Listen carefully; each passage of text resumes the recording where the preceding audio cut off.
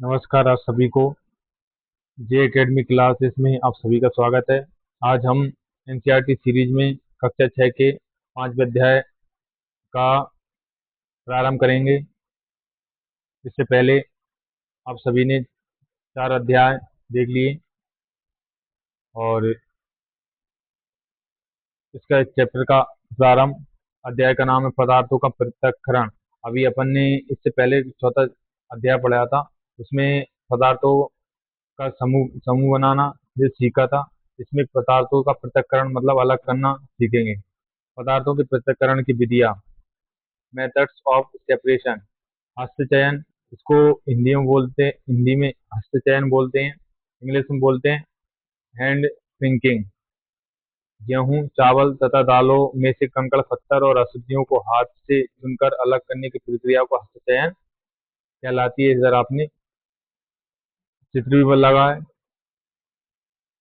तो आप देख सकते हैं इसका उदाहरण। अगला नंबर 2 पे है थ्रेसिंग।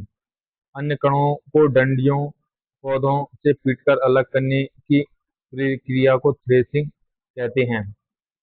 जैसे कि अपने फसलों में देखा गया होगा, चने, गेहूं और धनिया, सोयाबीन, जो भी अपन इसमें फल लगे होते हैं वो डंडे में लगे होते हैं, तो उसको अपन किससे अलग करते हैं? थ्रेसर से।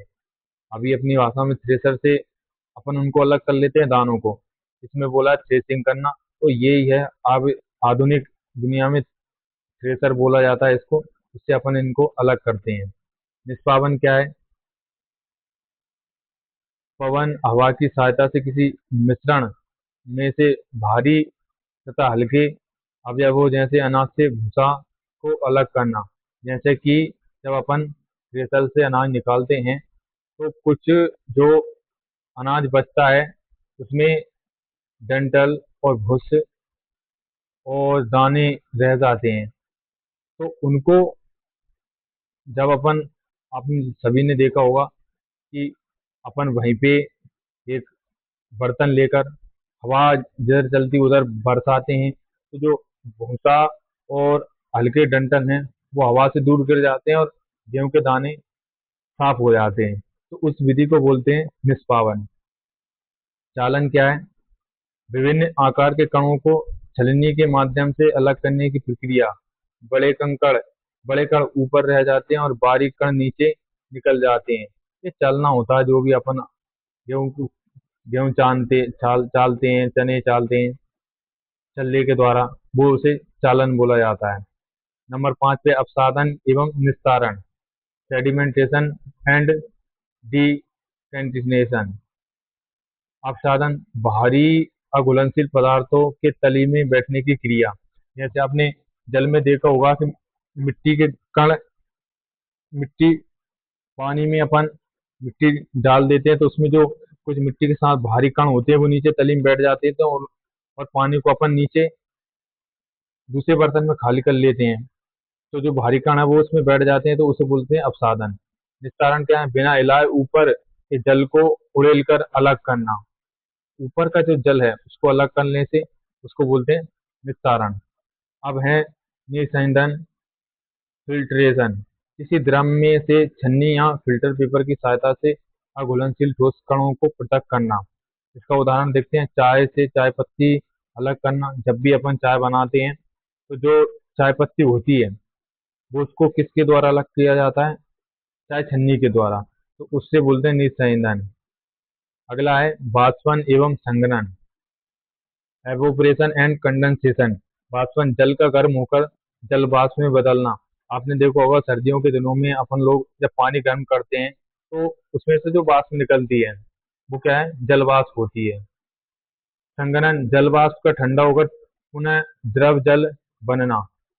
ये संघनन क्या होता है? जब सर्दियों के दिनों में जो पानी रहता है पेड़ पौधों पर, वो क्या हो जाता है? जो वाष्प रहती है वायु में, पानी की बूंदें रहती हैं वो क्या बन जाती है? जल की बूंदें बन जाती हैं, उसे बोलते हैं संघनन।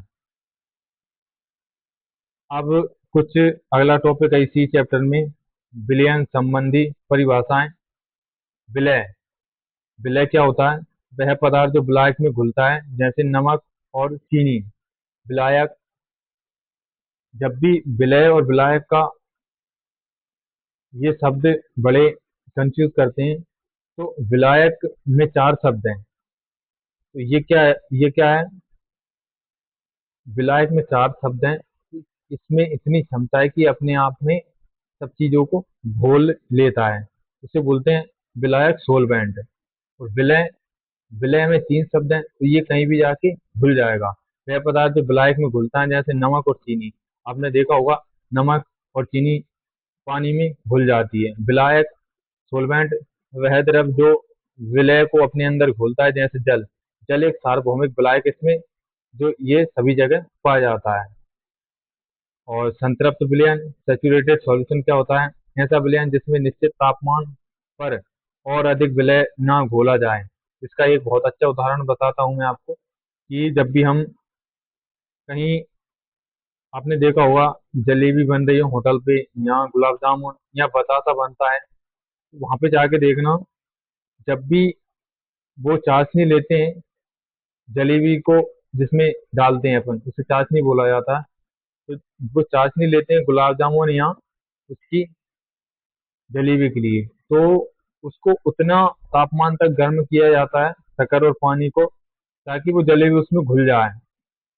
बस वो क्या होता है, संतृप्त विलयन हो जाता है एक तरीके का। तो इसका आज का टॉपिक अपना यही समाप्त होता है। और अगर मेरी मेहनत आपको अच्छी लगे तो जय एकेडमी क्लासेस यूट्यूब चैनल को सब्सक्राइब करें, और लाइक कमेंट शेयर करें, अपने दोस्तों तक पहुंचाएं। एनसीईआरटी की सीरीज चल रही है शॉर्ट नोट्स के रूप में। और बेल आइकन को जरूर दबाएं, ताकि अगला जो वीडियो मिले आपको, वो उसका नोटिफिकेशन मिल जाए। और कल अगले जो चैप्टर आएंगे, उनमें कुछ एमसीक्यूज भी आएंगे पीडीएफ के रूप में ही। चैप्टर के बाद तुरंत कुछ एमसीक्यूज भी लगाएंगे, अच्छे लेवल के एमसीक्यूज लाऊंगा मैं आप सभी के लिए। बहुत बहुत धन्यवाद। आपका सपोर्ट बना रहे। धन्यवाद। जय हिंद, जय भारत।